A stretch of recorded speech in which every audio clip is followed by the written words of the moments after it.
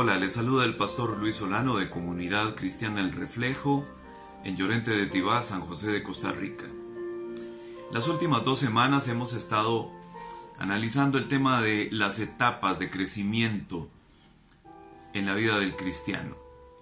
Hemos pasado desde la etapa del oyente, del creyente, a la etapa del discípulo, la etapa del esclavo, y la última que analizamos la semana pasada fue la etapa de el Hijo de Dios. Esta semana estaremos concluyendo este tema con las últimas 2 etapas de esta clasificación que hemos realizado. La etapa con la que iniciamos esta vez es la etapa de adorador. Tengo una definición acá que me gustaría que analicemos por un momento. Esta definición es la que da Wikipedia. Dice de la siguiente forma: la adoración es un estado espiritual, contemplativo, en que el ser humano se sobrecoge maravillado, estableciendo una comunión íntima con una deidad. Y esta última palabra esta última frase tal vez es la que más encaja precisamente con este sentimiento, con esta condición de adorador en el cristiano. Dice: adorar significa amar al extremo. En la adoración hay una condición contemplativa. Nosotros, los cristianos, nosotros los que tenemos una relación y una intimidad con Dios, desarrollamos la capacidad de contemplar las cosas que anteriormente tal vez pasábamos desapercibidas. Cuando nosotros logramos maravillarnos ante la grandeza de la creación, cuando nosotros logramos sorprendernos y admirar de manera profunda la capacidad de Dios, la sabiduría de Dios, el poder de Dios, el amor de Dios, la bondad de Dios. Cuando no son solamente cosas que nosotros decimos, sino son cosas que nosotros sentimos, cosas que tenemos la capacidad de poder experimentar. Entonces, esto hace una diferencia en la manera en que nosotros percibimos a Dios. Porque entonces nos lleva a un plano diferente, donde somos capaces de mirar a Dios con otros ojos. Y donde esa capacidad contemplativa despierta en nosotros un agradecimiento profundo. Despierta en nosotros un deseo de, como dice Wikipedia, amar al extremo, a este ser que provoca en nosotros todo esto. Cuando nosotros, por ejemplo, analizamos el sacrificio de Cristo Jesús en la cruz, cuando nosotros somos capaces de pensar en todo el dolor, en todo el sufrimiento, en el desgarro, en todo lo que tuvo que soportar para que nosotros pudiéramos alcanzar salvación mediante el perdón de nuestros pecados. Entonces esto ciertamente despierta en nosotros admiración, contemplación y amor al extremo, de manera tal que nos convertimos entonces en seres conectados completamente con estas cosas, identificados con cada una de estos actos de bondad y de amor que Dios ha realizado para con nosotros. Quisiera que leamos el pasaje que está en el Evangelio de Juan, en el capítulo 4 y los versículos 23 y 24. Es bastante conocido, pero es importante que en este momento recordemos y revisemos lo que Jesús habla en estas palabras. Busque por favor en el Evangelio de Juan, capítulo 4, versículos 23 y 24.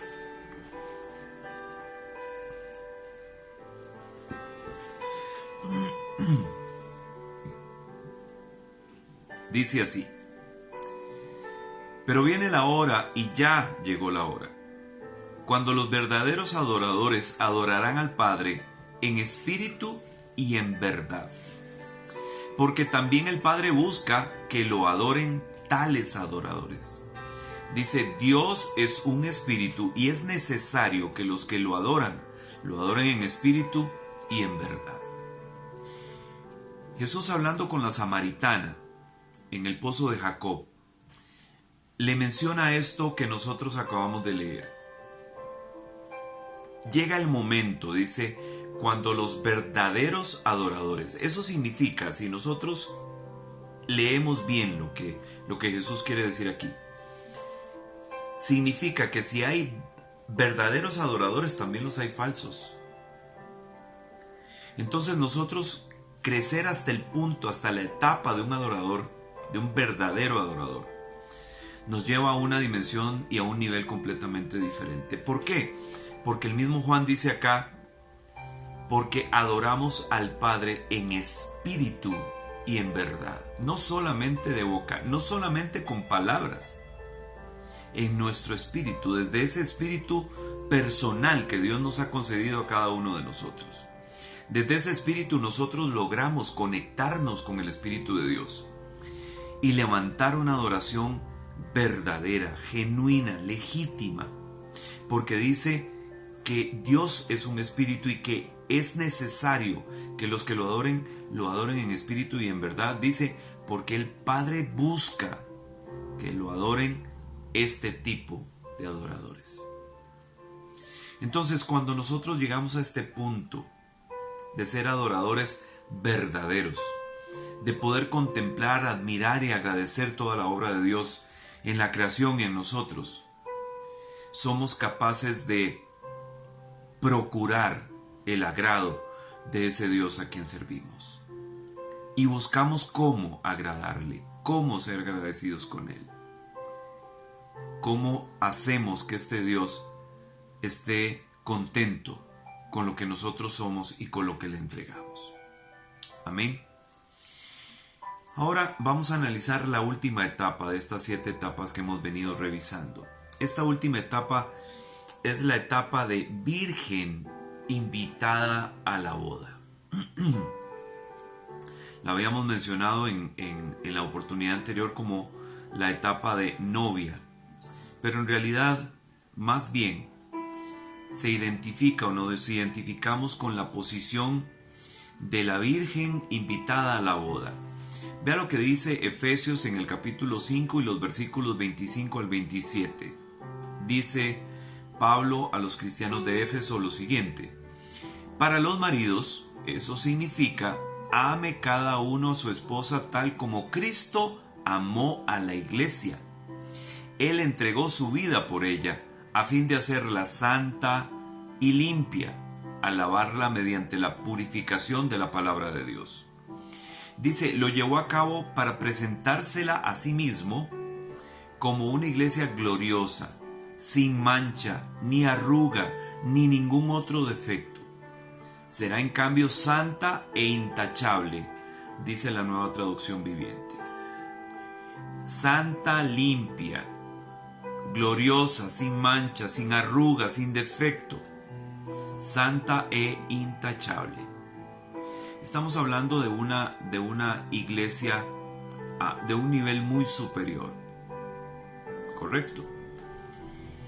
Dice que el mismo Jesús entregó su vida por esa iglesia para presentársela a sí mismo de esta manera, para purificarla, para santificarla, para lavarla en su sangre de todos sus pecados y de todas sus imperfecciones. Pero también Jesús, el mismo Jesús, le habla a sus discípulos después de que en Mateo 24 los discípulos le preguntan acerca del desenlace, de cuándo sería que iban a suceder todas las profecías de las que el mismo Jesucristo estaba hablando. Entonces sus discípulos le buscan aparte. Estamos hablando del grupo íntimo de discípulos, que era el que iba a buscarle cuando no comprendían algo, cuando les faltaba información. Y entonces este grupo de discípulos le busca aparte y le piden detalles sobre esto. Entonces Jesús empieza a relatar cómo es que todo esto va a ocurrir y les da una parábola como parte de esta plática, de esta conversación, que es la que se encuentra en Mateo en el capítulo 25 y los versículos del 1 al 13, que dice lo siguiente: en aquel tiempo, dice la parábola, el reino de los cielos será semejante a 10 vírgenes que tomaron sus lámparas y salieron a recibir al novio. 5 de ellas eran prudentes y 5 insensatas. Las insensatas tomaron sus lámparas pero no llevaron aceite. En cambio, las prudentes llevaron sus lámparas y también vasijas con aceite. Como el esposo se demoró, todas cabecearon y se durmieron. A la medianoche se oyó gritar: ¡aquí viene el novio! ¡Salgan a recibirlo! Todas aquellas vírgenes se levantaron y arreglaron sus lámparas. Entonces las insensatas dijeron a las prudentes: dennos un poco de su aceite, porque nuestras lámparas se están apagando. Pero las prudentes les respondieron: a fin de que no nos falte a nosotras ni a ustedes, vayan a los que venden y compren para ustedes mismas. Pero mientras ellas fueron a comprar, llegó el novio, y las que estaban preparadas entraron con él a las bodas, y se cerró la puerta. Después llegaron también las otras vírgenes y decían: Señor, Señor, ábrenos. Pero él les respondió: de cierto les digo que no las conozco. Estén atentos, porque ustedes no saben el día ni la hora en que el Hijo del Hombre vendrá. Hay algo interesante en el detalle de esta parábola. Recordemos que la parábola no representa una literalidad. No significa que las cosas en una parábola están indicando la precisión o exactamente cómo van a ocurrir las cosas, sino más bien es como una ilustración acerca de un acontecimiento en particular. Es una ilustración de detalles muy generales de cómo algo va a ocurrir. Entonces, aquí se habla precisamente de las vírgenes insensatas y las vírgenes sensatas. Se habla de una boda, se habla de un novio. En los tiempos de Jesús, los tiempos del Nuevo Testamento, era común que a las celebraciones de boda fueran unas vírgenes que eran como acompañantes, como doncellas acompañando a la novia, ¿ok? Y tenían que ser vírgenes porque representaban precisamente la pureza de la novia, ¿ok? Entonces aquí habla de vírgenes. Habla de que estas vírgenes estaban esperando a que el novio viniera, pero el novio se demoró.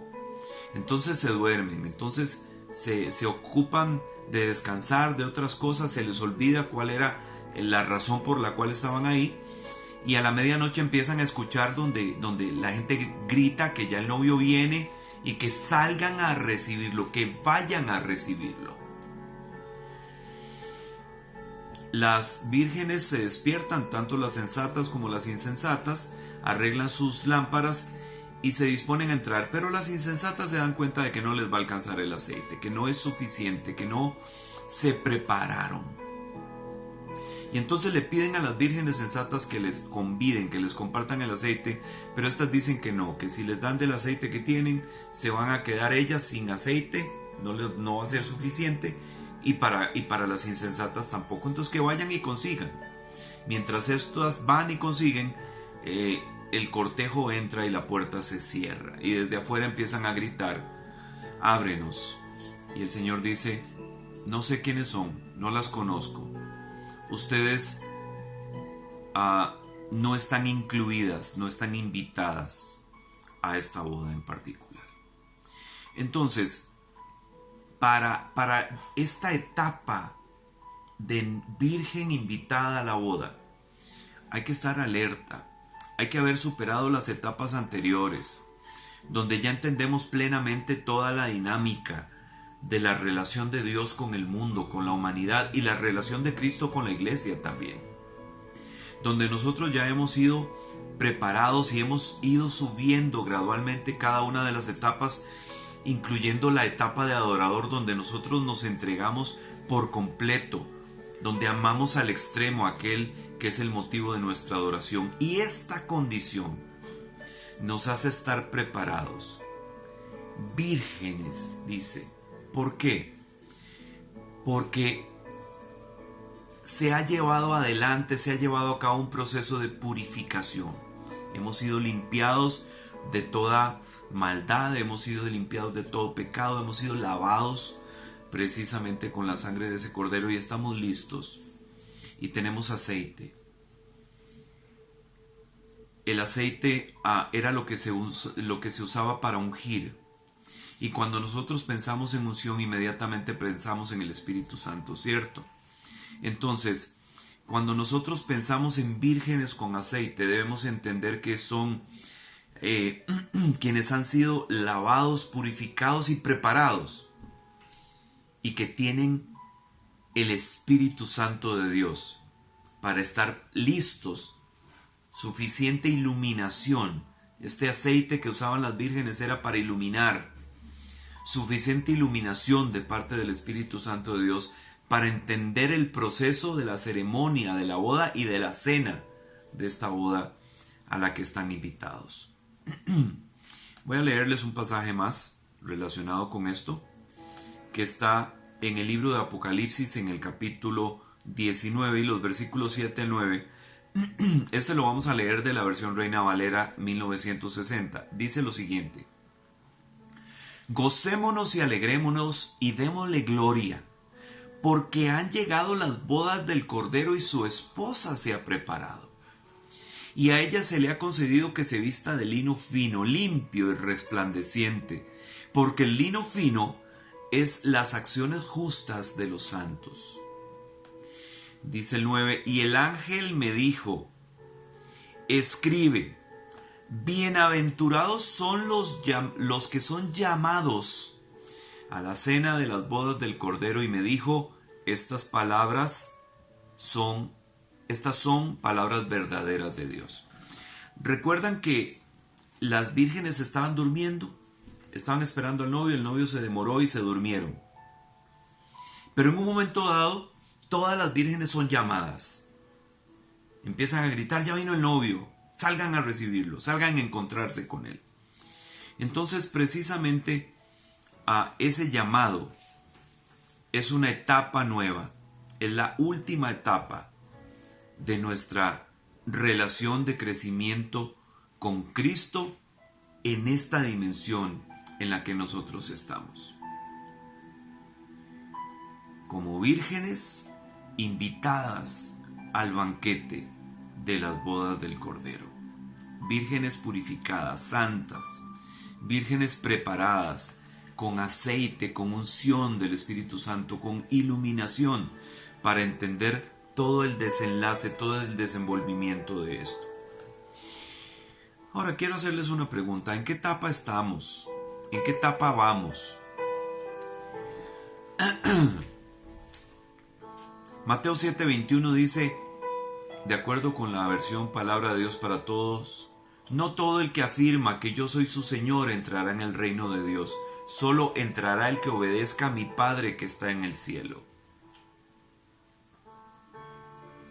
Segunda de Corintios capítulo 13 y versículo 5 dice, examínense bien, ¿son cristianos de verdad? ¿Hay evidencias de que lo son? ¿Sienten cada vez más la presencia y el poder de Cristo? ¿O simplemente están haciéndose pasar por cristianos, aunque en realidad no lo son? Esto lo dice la versión Biblia al Día. Examínense bien. Esta parte de la predicación tiene que ver con eso, con examinarnos, con revisarnos cómo estamos. Vea lo que dice Romanos en el capítulo 12 y los versículos 3 al 21. Y mientras leo esto, por favor, preste atención y ubíquese usted en toda esta descripción que Pablo hace, a ver si realmente estamos en estos niveles de crecimiento. Dice así, Romanos 12, 3 al 21, por la gracia que se me ha dado, les digo a todos ustedes, que nadie tenga un concepto de sí mismo más alto que el que debe tener, sino más bien piense de sí mismo con moderación, según la medida de fe que Dios le haya dado. Pues así como cada uno de nosotros tiene un solo cuerpo con muchos miembros y no todos estos miembros desempeñan la misma función, también nosotros, siendo muchos, formamos un solo cuerpo en Cristo y cada miembro está unido a todos los demás.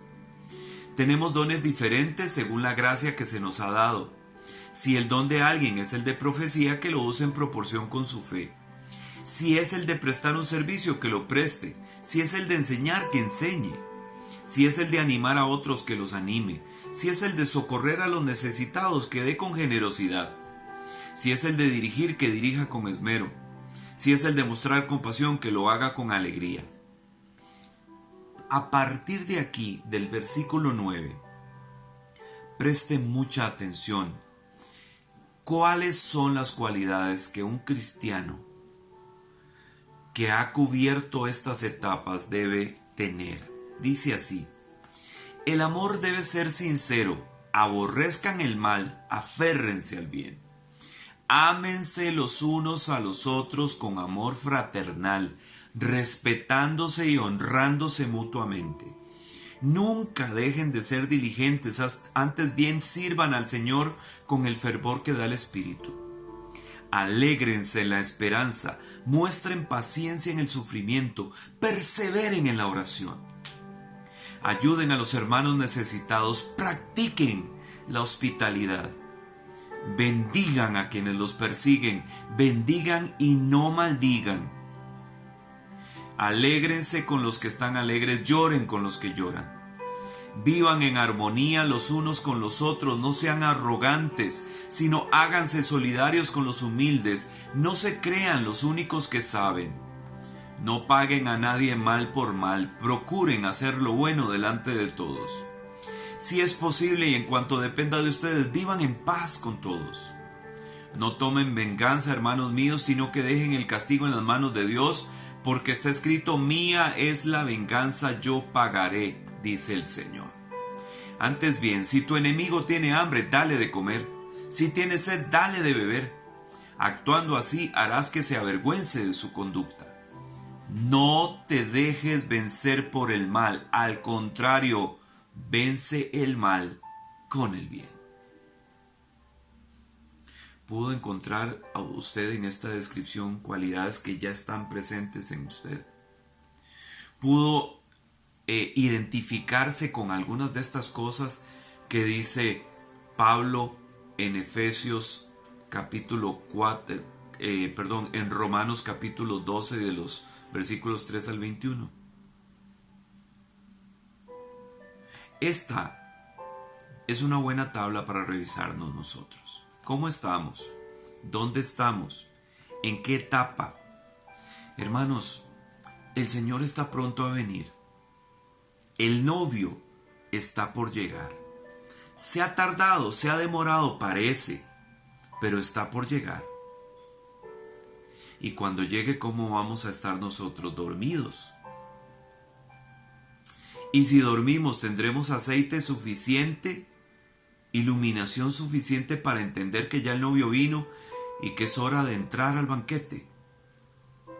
¿O nos quedaremos afuera tratando de conseguir algo que no teníamos porque no estábamos preparados? Por favor, hermanos, es tiempo de meditar en esta palabra.